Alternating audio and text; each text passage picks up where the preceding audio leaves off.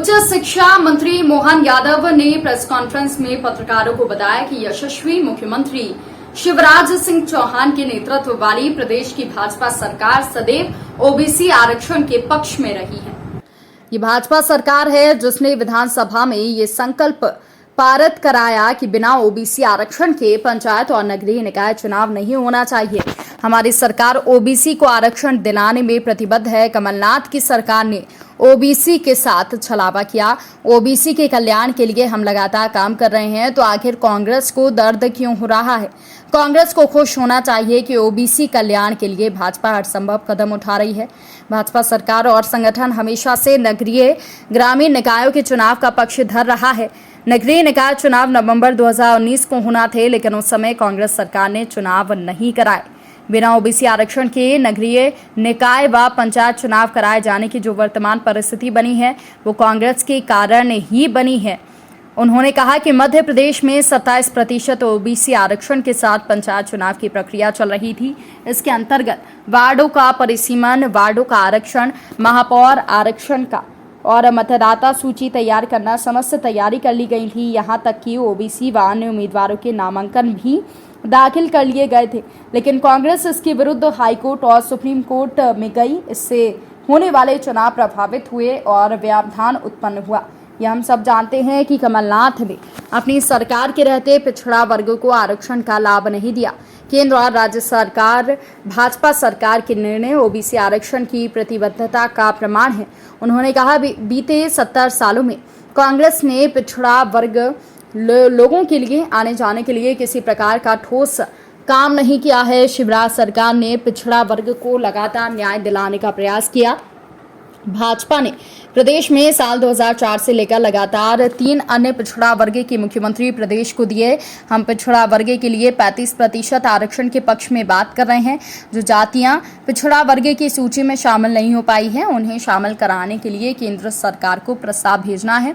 हमारी सरकार ने ओबीसी आरक्षण के साथ पंचायत चुनाव कराने के लिए प्रयास किए हैं। जब कांग्रेस सरकार में थी और पंचायत चुनाव कराने की जिम्मेदारी उनकी थी, तब 27% आरक्षण के लिए आखिर क्यों ट्रिपल टेस्ट पास कराने के प्रयास नहीं किए गए?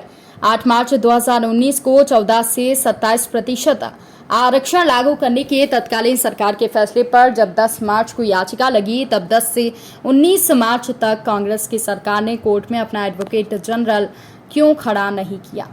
इस पूरी प्रेस वार्ता का साथ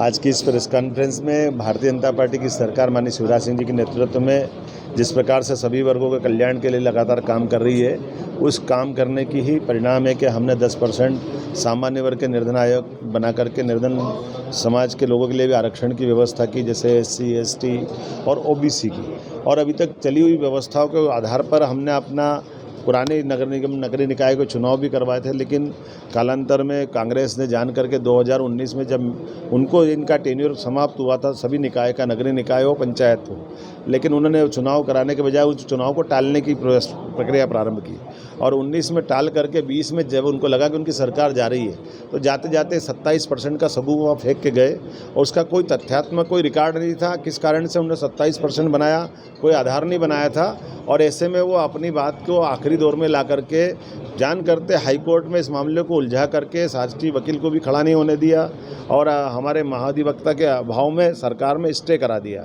और उसी के बाद लगातार कांग्रेस भ्रम की स्थिति बना रही कि एक तरफ वो ओबीसी वर्ग से कहती कि आपका आरक्षण में सरकार मदद नहीं कर रही है, दूसरी तरफ बाकी वर्गों से कहते कि ये आपके हक के लिए उल्टा जा रहा है। मैं उम्मीद करता हूं कि जिस प्रकार का वातावरण बना, माननीय मुख्यमंत्री ने हमारे पिछड़े वर्ग आयोग की घोषणा की, उसके बलबूते पर उन्होंने अलग अलग जिले का डाटा इकट्ठा कराया, 48% की रिपोर्ट आई। ट्रिपल टेस्ट की कमेटी ने जो निर्णय किया माननीय सर्वोच्च न्यायालय के सामने रखा है, लेकिन यहाँ समय की कमी बताते हुए सरकारी वकील और तथाकथित कांग्रेस के कार्यकर्ता ही सुप्रीम कोर्ट और हाई कोर्ट में गए और वही उस मामले को उलझा रहे हैं कि नहीं हमको चुनाव तुरंत चाहिए, बगैर OBC के चाहिए। ये कहने वाले कौन है? कांग्रेस के लोग 27% का आरक्षण का समर्थन करने की बात एक तरफ समाज में बात करते हैं लेकिन कोर्ट में विरोध करते हैं। तो मैं उम्मीद करता हूं कि अगर कांग्रेस इस पक्ष में है कि 27% आरक्षण होना चाहिए तो आज तो हमारे साथ आए, सुप्रीम कोर्ट में आए, सर्वदलीय की बात करें और कुल मिलाकर के वर्तमान के माहौल में सबको सामंजस्य के साथ सभी वर्गों का ध्यान रखना ये सरकार की ज़रूरत है और सरकार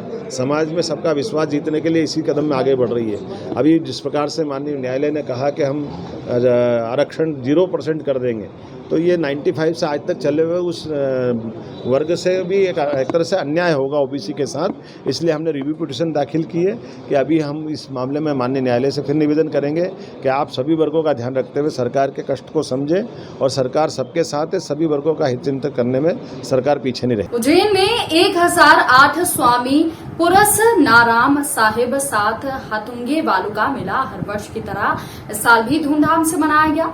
सेवक दीपक राजवानी ने बताया कि शुक्रवार सुबह कार्यक्रम की शुरुआत ध्वज वंदन से हुई। 10 बजे ब्राह्मण गली अब्दालपुरा से कलश यात्रा शुरू हुई जो अब्दालपुरा से प्रारंभ होकर खजूर वाली मस्जिद, निकास चौराहा, पटेल कॉलोनी, अवंतीपुर होते हुए लीलाशाह धाम संधि धर्मशाला गीता कॉलोनी पर समाप्त हुई।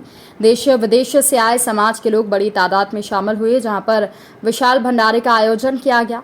आज शाम को 7 से 9 बजे संझा सेवा, रात 9 से 11 बजे भंडारा होगा। रात को 11 से 2 बजे तक भजन सत्संग होंगे। 14 मई को दोपहर 1 से 3 बजे तक भंडारा होगा। शाम 7 से 9 संझा सेवा और रात 9 से 11 बजे तक भंडारा होगा। रात 11 से सुबह 5 तक भजन सत्संग का आयोजन होगा। रविवार 15 मई सुबह पल्लव के पश्चात मेले का समापन होगा। इस 2 दिवसीय मेले में मशहूर बालक मंडली कटनी और साध गुरु मुखदास एंड पार्टी इंदौर व अन्य गुरु ज्ञानी के साथ संत व मशहूर कलाकार मेले की शोभा बढ़ाएंगे। भजन सत्संग का आयोजन स्वामी पुरसा नाराम धाम दरबार साध पुरसा नाराम साहित्य के सामने ब्राह्मण गली अब्दालपुर में होगा। भंडारे का आयोजन संत लीला शाह गीता कॉलोनी चोपड़ा पर होगा। बताइए सर किस प्रकार से चल समारोह निकाला जा रहा है, क्या प्रकार से? ये जो स्वामी पुरसाराम जी का मेला आयोजित किया, 2 दिवसीय मेला आयोजित किया जा रहा है 13 और 14 मई को। 15 मई को सुबह को इसका समापन होगा और लगभग 55 साल से ये मेला यहाँ आयोजित होता रहा है।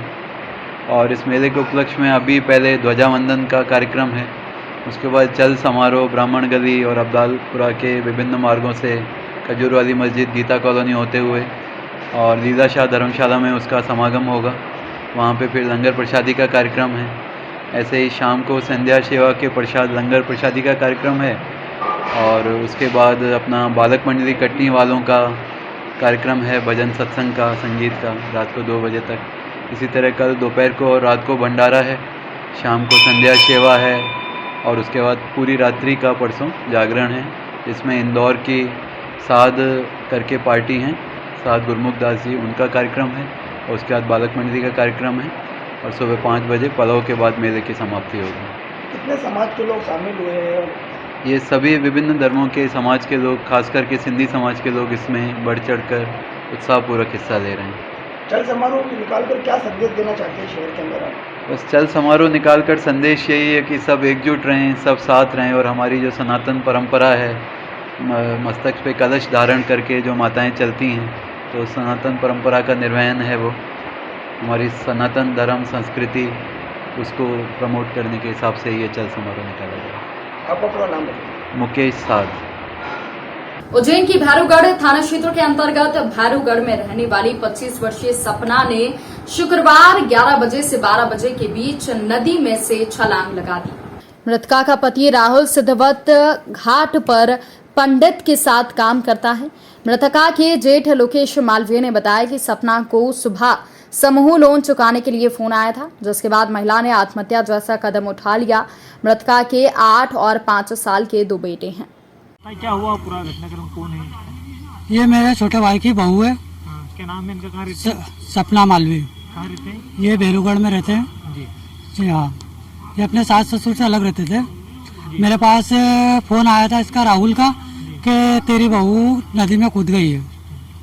तो मैं गया तो पता चला, फिर बाद में तो निकाला उनको 2-3 घंटे बाद बस। और इसके अलावा मेरे को नहीं पता। क्या हुआ था, किस कारण से इन्होंने छलांग लगाई, क्या? हाँ, वो राहुल ने बोला कि कुछ शंभू वाले का फोन आया था, तो उसके वो कारण कोई समस्या हुई, इनको दिक्कत है होगी बनने में, इसी कारण क्या मालूम सुसाइड कर लिया, क्या करा। कौन सा समूह था, कौन किसका फोन ये आया था, तो वो नहीं जानते मालूम समूह का मेरे को, किसका था फोन। हैं?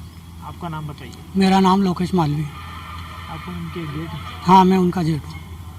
माधव क्लब स्थित इंद्र प्रकाश भार्गव तरण ताल पर उज्जैन जिला तैराकी संघ और श्री माधव क्लब के संयुक्त तत्वाधान में आयोजित एडवांस स्विमिंग कैंप में नगर के 85 बच्चों ने भाग लिया। जिला तैराकी संघ के अध्यक्ष कुतुब फातिमी और अंतर्राष्ट्रीय पदक प्राप्त तैराक खिलाड़ी दिलीप जोशी बाबा ने बताया कि 85 बच्चों ने परीक्षण कैंप में भाग लिया और इन बालक बालिकाओं को NIS कोच हरीश शुक्ला, पूर्व राष्ट्रीय पदक प्राप्त तैराक सुनील पारिक, राजेंद्र सिंह चौहान, अमित यादव के कुशल मार्गदर्शन में तैराक खिलाड़ियों को आधुनिक स्विमिंग स्टाइल सिखाई जा रही है और सभी तैराक खिलाड़ी इस अवसर पर क्लब के स्पोर्ट्स सचिव राजेंद्र खंडेलवाल और बच्चों के अभिभावक उपस्थित थे।